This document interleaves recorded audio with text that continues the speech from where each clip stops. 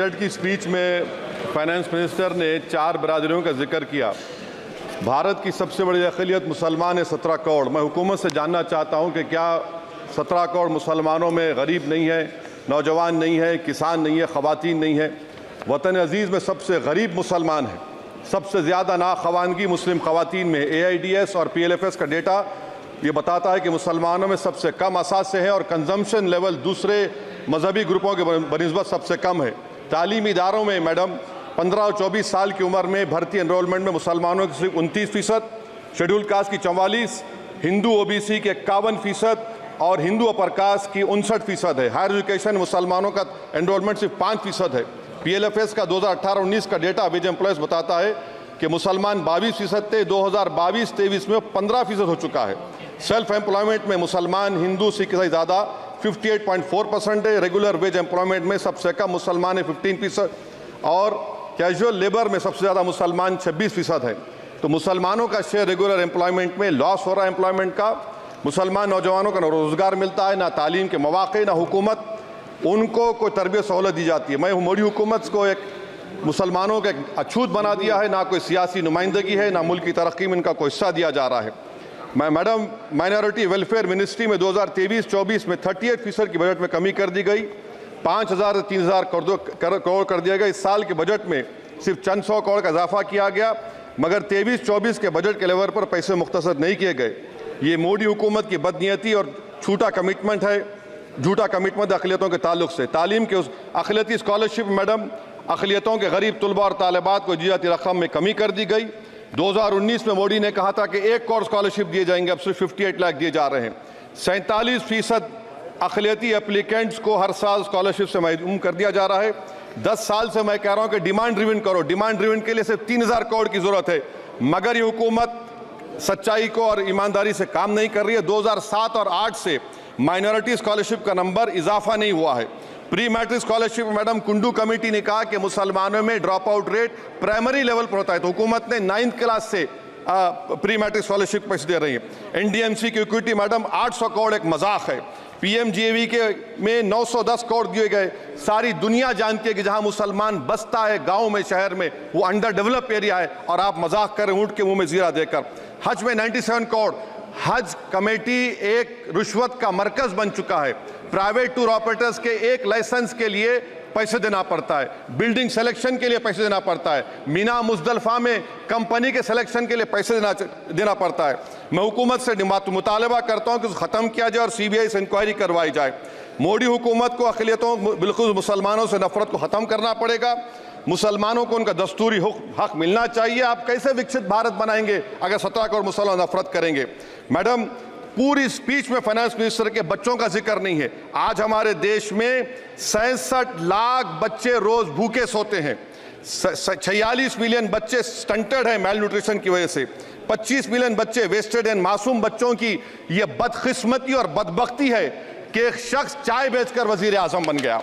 LTC long term capital gain tax madam was decreased from 20 to 12.5%. However, the indexation benefit has been removed and won't apply to any property purchased after 2001. This will be detrimental to the growth of real estate, limit household capital formation and impact employment generation and construction sector. This change in LTCG is a quasi-wealth tax on household, particularly the middle class. Internship programme madam 5 साल में आप 1 करोड़ लोगों को intern कराएंगे, यानी एक company को 4,000 लोगों को ट्रेन करना पड़ेगा। मुझे बताइए क्या ये बड़ी कंपनी का माने क्या है? It is unachievable. Will it be based on market cap, revenue, employ size? May be prime minister Modi is saying to Agniveer to do internship after 4 years of service in armed forces. Madam, 21 billion people have given up all hope and stopped looking for jobs. This brings down to 9% eligible population that is either employed or they're looking for jobs. Maybe finance minister can introduce a Berozgar tax and tax unemployed as well. No significant increase for social welfare, healthcare.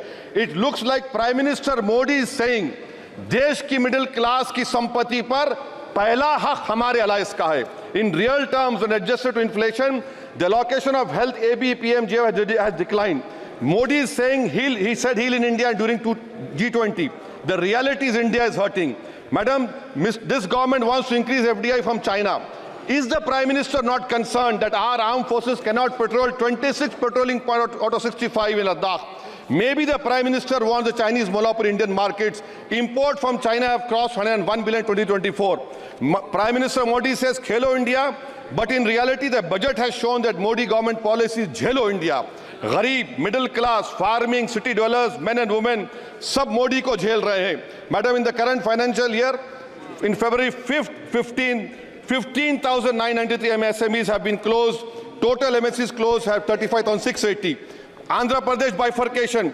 This parliament passed a law. For last 10 years, Modi government has shown their intellectual dishonesty in not giving ITR, IIM, Bayaram Steel Factory, Railway ko Hazipet, recognition of Palmaru as National Irrigation Project. This shows intellectual dishonesty of this government. Madam, I end my speech by quoting a famous poet, and I'm amending certain verses.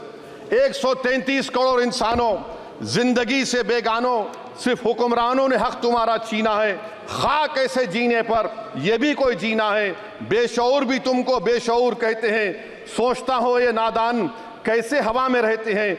133 crore इंसानों, कब तक ये खामोशी? चलते फिरते जिंदानों, गरीब खवातीन, नौजवानों, किसानों से रोने की सदाएं आती हैं. जब शबाब पर आकर खेत लहलाता है, किसके नयन रोते हैं, कौन मुस्कुराता है? काश तुम भी समझो, काश तुम भी जानो किस कदर भयानक है जुल्म का ये ढब. देखो रख्स से आतिश व आहन देखते ही जाओगे, होश में ना होगे. और अनएम्प्लॉयमेंट पर अभी बोला गया नौकरियां दे रहे हैं, तो शायर ने इनके बारे में अच्छा कहा कि फूल शाखों पर खिलने लगे तुम कहो, जाम जिंदों को मिलने लगे तुम कहो, चाक सीनों के सिलने लगे तुम कहो. इस खुली झूठ को, जहन की लूट को मैं नहीं मानता, मैं नहीं जानता. शुक्रिया मैडम. माननीय सदस्य